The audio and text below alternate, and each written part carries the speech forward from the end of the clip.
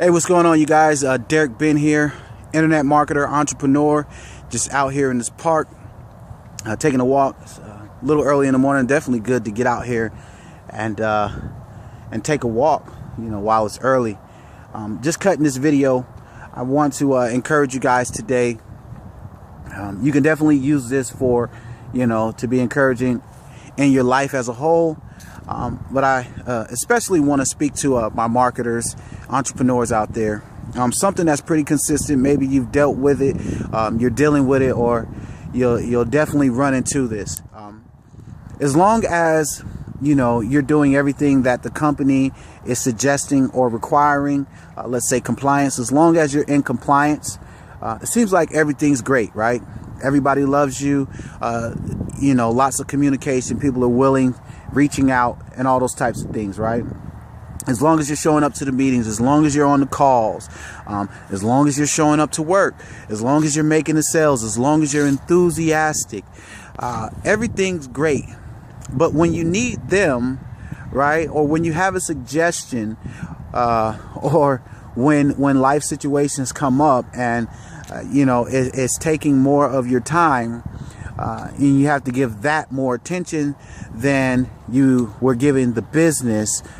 And in the beginning, it seems that people aren't as open. They aren't as generous. They aren't as willing to reach out to you. They don't reciprocate that same willingness that you were given, in the beginning, or that you're giving, period.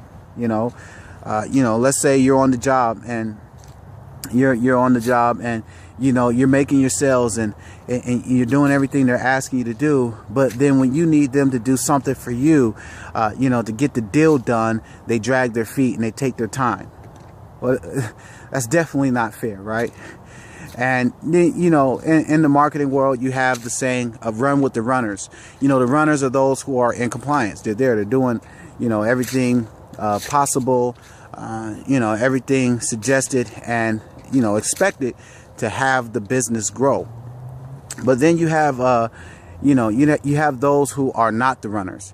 You want to run with the runners because you want to keep the momentum up. You want the business to thrive. But then you have those who aren't the runners. And those are the people who, they get in and they find out that it takes more work than they thought it would take for the business to be successful, right? So they don't directly say that they're done and that they quit. They just kind of fizzle themselves out. Those aren't the runners.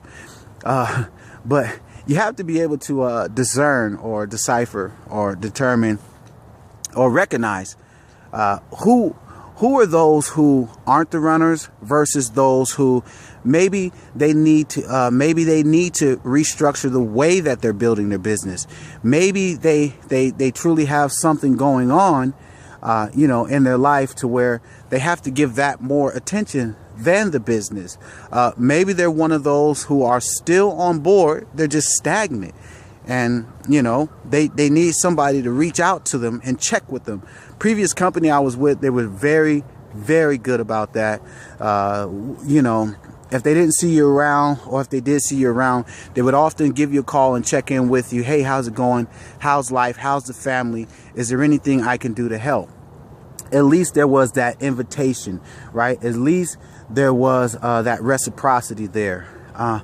And so you're going to deal with this, right? It's something that's going to happen. But let me encourage you to not let this frustrate you and cause you to be bitter and angry when you deal with this. Because, when you were there and when you were on top of things, or, you were gung-ho, go team, if you were doing that from a good place, then continue to do good. If you were an encourager to the team, continue to be encouraging. Don't let the shade, like, hey, wow, man, example, I'm picking you up, we're riding, we're having fun, and the whole time while I'm picking you up and giving you rides, we had great communication, we had great talks, and we had fun times. And all those things. But as soon as my car broke down and I couldn't pick you up anymore, then the calls stopped, the communication stopped, the good times stopped, right?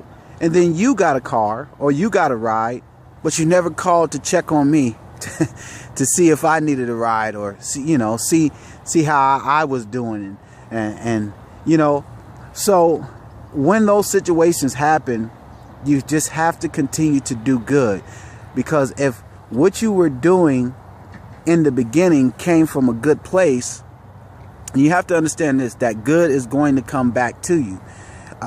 Doing good, doing the right things, it does not come easy. It does not come without a challenge. Okay.